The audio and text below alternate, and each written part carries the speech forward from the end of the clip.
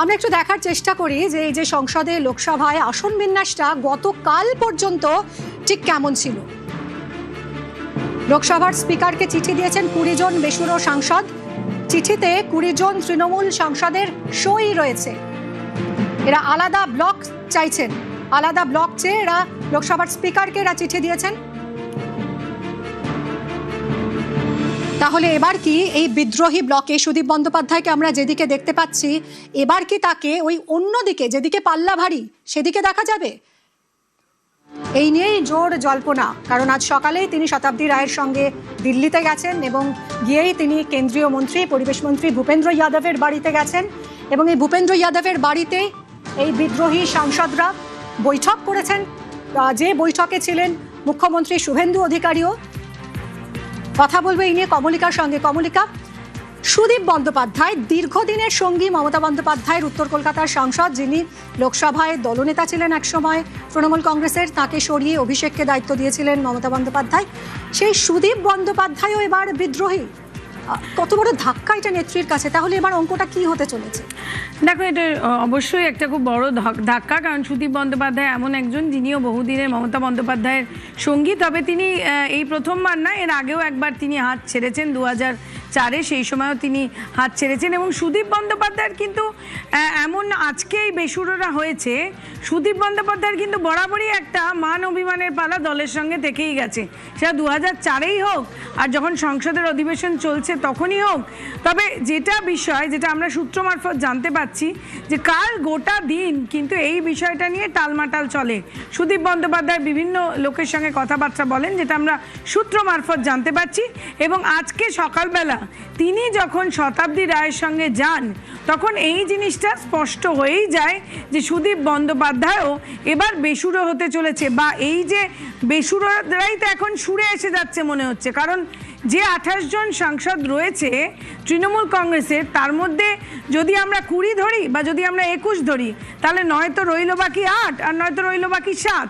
সুতরাং এদেরই মেইন সুর হয়ে যাচ্ছে, অর্থাৎ বাকিরা বেসুরে কারা বেসুরে সেটা বোঝা কঠিন। এবং এই জায়গা থেকে দাঁড়িয়ে কিন্তু আমরা যদি লোকসভার চেহারাটা দেখি, তাহলে লোকসভার চেহারায় তৃণমূল কংগ্রেসের কাছে 2024-এ তৃণমূল কংগ্রেসের 29 জন জিতে এসেছিলেন, তার মধ্যে একজন মারা যান, 28 জন সাংসদ।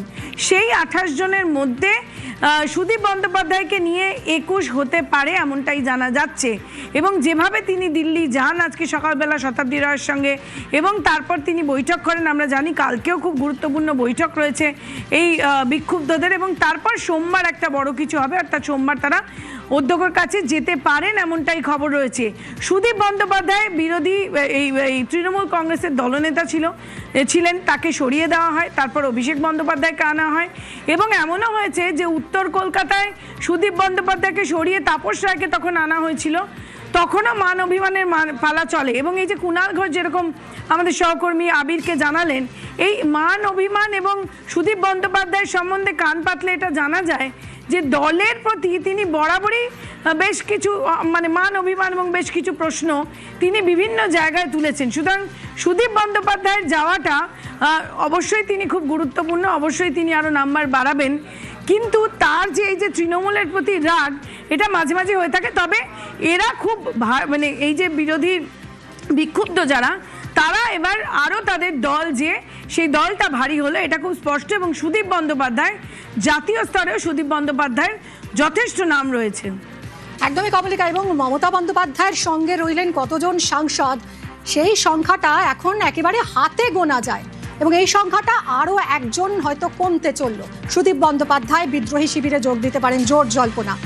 এর আগে নেতৃত্বের বিরুদ্ধে সরব হয়ে সই করেছেন যে সাংসদরা, যে 20 জন সাংসদ, তাদের মধ্যে শতাব্দী রায় আছেন অরূপ চক্রবর্তী। তাদের বক্তব্য শুনুন। পেয়েছে, এরকম নয় যে সবাই যারা বলছিল যে না এটা মিথ্যে, এটা ভুল, এটা হচ্ছে না, এই নাম্বার হয়নি, তা আমি তো বারবার বলছি হ্যাঁ হয়েছে। আমরা তো বলছিলাম, কারণ আমরা তো জানি ভেতর থেকে কি হচ্ছে বা কজন সাইন করছে, তাই না? তো যারা অপোজিশনে বসে বলছিল না না হয়নি, তারা বোকা প্রমাণ হলো। আমরা তো বারবার বলছিলাম যে চিঠি পাবে এবং দাও, 1-2 দিন টাইম দাও, তাই তো হলো। দিদি কথা শুনছে না, বা এই হারের পরে কোনো বিশ্লেষণ হয়নি দলের পক্ষ থেকে যে কেন হারলাম। যদি বিশ্লেষণ না হয় তাহলে আগামী দিনেও জেতার কোনো চান্স থাকবে না। কারণ জানোই না কেন হারছি, মানছই না কেন হারছি, হারের কারণগুলোকে তুমি রিপেয়ার করছোই না, তো তার মানে ইচ্ছে নেই দলকে আর জেতানোর। তো সেখানে জেনে শুনে একটা মানুষ লড়ে তার সমস্ত শক্তি দিয়ে, তারপর হেরে যায় অন্য। আর যখন ইচ্ছেই নেই আমার লড়ার, হারার জন্য আমি রেডি হয়ে গেছি, তাহলে সেই হারের সময় কেন থাকবো আমরা? সবাই বলে আমার পাশে, আমি যদি না শুনি, সবাই দেখায় আমাকে আঙুল দিয়ে, প্রমাণ দিয়ে, তারপর আমি না দেখি, তাহলে তো মানে তার এক্সাম্পল ধৃতরাষ্ট্রই হয়। তাই জন্য বলা, অন্য কোনো অর্থ নয়। এরপর আমরা এখন ব্লকে আছি, সময় বলবে। এবার কি মমতা বন্দ্যোপাধ্যায়কে ছাড়ছেন সুদীপ বন্দ্যোপাধ্যায়? ভূপেন্দ্র যাদব কেন্দ্রীয় মন্ত্রী, তার বাড়িতে বৈঠকের খবর পাওয়া যাচ্ছে। মৈত্রেয়ী রয়েছে আমার সঙ্গে নয়াদিল্লি থেকে। মৈত্রেয়ী, কি আপডেট? এই বৈঠকে কারা কারা রয়েছেন?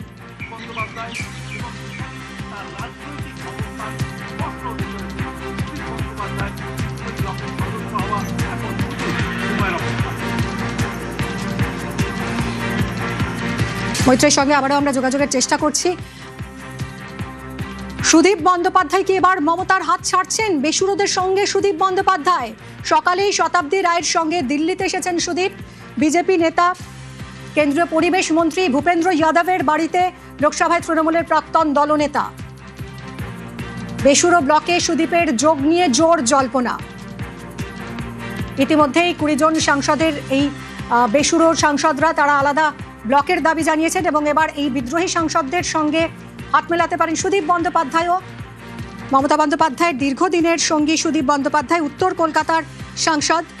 সরাসরি আবারও আমরা যোগাযোগ করেছি মৈত্রেয়ীর সঙ্গে। মৈত্রেয়ী, কি জানা যাচ্ছে? ভূপেন্দ্র যাদবের সঙ্গে বৈঠক চলছে এখন সুদীপ বন্দ্যোপাধ্যায়, কি জানা যাচ্ছে?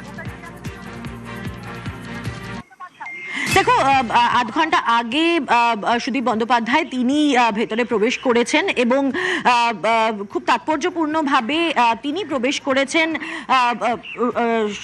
একেবারে শতাব্দী রায়, যাকে বিক্ষুব্ধ ব্রিগেডের যাদের মধ্যে নাম রয়েছে তার মধ্যে দ্বিতীয় নাম যার, সেই শতাব্দী রায়। সেই শতাব্দী রায়ের সঙ্গে তিনি ভূপেন্দ্র যাদবের বাসভবনে ঢুকেছেন।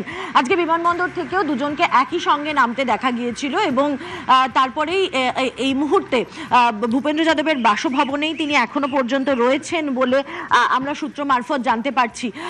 এই সুদীপ বন্দ্যোপাধ্যায় দিল্লিতে আসা এবং একই সঙ্গে ভূপেন্দ্র যাদবের বাসভবনে বৈঠক করা কিন্তু অত্যন্ত গুরুত্বপূর্ণ একটি মুভ। তার কারণ সুদীপ বন্দ্যোপাধ্যায় বর্ষিয়ান তৃণমূল নেতা এবং দীর্ঘদিন ধরে মমতা বন্দ্যোপাধ্যায়ের সঙ্গী। দীর্ঘ সময় তিনি লোকসভার দলনেতা ছিলেন। গত বছর তার শারীরিক অসুস্থতার কারণে তাকে লোকসভার দলনেতার পদ থেকে সরিয়ে অভিষেক বন্দ্যোপাধ্যায়কে লোকসভার দলনেতা করা হয়।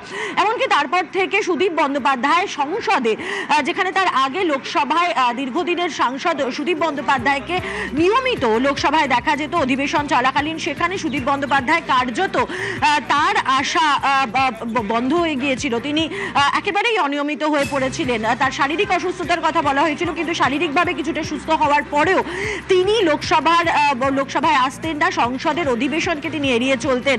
ফলে খুব স্বাভাবিকভাবেই তার মনেও কোথাও একটা যে ক্ষোভ জমছিল সেই ইঙ্গিত কিন্তু মিলছিল। কিন্তু তিনি একেবারে বিক্ষুব্ধ ব্রিগেডের সঙ্গী হয়ে যাবেন তেমন আজ হয়তো তৃণমূল নেত্রী মমতা বন্দ্যোপাধ্যায় কিংবা অভিষেক বন্দ্যোপাধ্যায় করতে পারেননি। কিন্তু আজকে যখন শতাব্দী রায়ের সঙ্গে সুদীপ বন্দ্যোপাধ্যায় একই সঙ্গে কলকাতায় একই বিমানে করে তারা দিল্লি আসেন এবং দিল্লিতে এসেও একই গাড়িতে তাদেরকে উঠে এবং ভূপেন্দ্র যাদবের বাড়িতে আধ ঘন্টার মাত্র কিছু সময় আগে ভূপেন্দ্র যাদবের বাসভবনে তাদেরকে ঢুকতে দেখা যায়। এবং এখনো পর্যন্ত যেটা খবর যে ভূপেন্দ্র যাদবের সাথে 1-to-1 বৈঠক হচ্ছে। এর আগে আমরা দেখেছি গত সোমবার দিন তৃণমূলের সমস্ত বিক্ষুব্ধ ব্রিগেডের যারা সাংসদরা ছিলেন, 15 জন সাংসদ, তারা ভূপেন্দ্র যাদবের বাসভবনে উপস্থিত ছিলেন। সেখানে ভূপেন্দ্র যাদব, নিশিকান্ত দুবে এবং রাজ্যের মুখ্যমন্ত্রী শুভেন্দু অধিকারীর উপস্থিতিতে 1-to-1 বৈঠক হয় তাদের প্রত্যেকের। তারপরে ফের ভূপেন্দ্র যাদবের বাসভবনে গত ঠিক নীতি আয়োগের বৈঠকের আগের দিন অর্থাৎ 10 তারিখ রাতে একটি বৈঠক হয়, সেখানে বিক্ষুব্ধ ব্রিগেডের আরও কিছু সাংসদ মালা রায়, সায়নী ঘোষ সহ এবং প্রকাশচিক বড়াইক তারা দেখা করেন, তাদের বৈঠক হয় বলে আমরা জানতে পারি। এবং তারপর আজকে ফের সুদীপ বন্দ্যোপাধ্যায় তার 1-to-1 বৈঠক, এবং সেই বৈঠকে সঙ্গে তাদের বিক্ষুব্ধ ব্রিগেডের বা বিদ্রোহী ব্রিগেডের দীর্ঘদিনের তার সঙ্গী বা তার সহকর্মী শতাব্দী রায়, তার উপস্থিত থাকা অত্যন্ত সিগনিফিকেন্ট। যেখানে আমরা জানতে পারছি যে আগামীকাল রবিবার রাতে একটি বৈঠক রয়েছে বিক্ষুব্ধদের সাংসদদের সকলের, এবং কাকুলি ঘোষ দস্তিদারের বাসভবনে সেই বৈঠক হবার এখনো পর্যন্ত কথা আমরা জানতে পারছি। এবং সোমবার সমস্ত এই বিক্ষুব্ধ সাংসদরা তারা গিয়ে স্পিকারের সঙ্গে দেখা করতে চলেছেন। সেই জায়গায় দাঁড়িয়ে সুদীপ বন্দ্যোপাধ্যায়ের দিল্লিতে চলে আসা, ভূপেন্দ্র যাদবের সাথে 1-to-1 বৈঠক করা, এটাই কিন্তু ইঙ্গিত দিচ্ছে যে তারও এই বিক্ষুব্ধ ব্রিগেডে সামিল হওয়ার সময়ের অপেক্ষা। গতকালই কিন্তু সামনে এসেছিল 19 জন সাংসদের সই করা সেই চিঠির যে স্বাক্ষর, সেটা প্রকাশ্যে এসে গেছিল, নাম প্রকাশ্যে এসে গেছিল যে একদমই মৈত্রেয়ী। এবং এই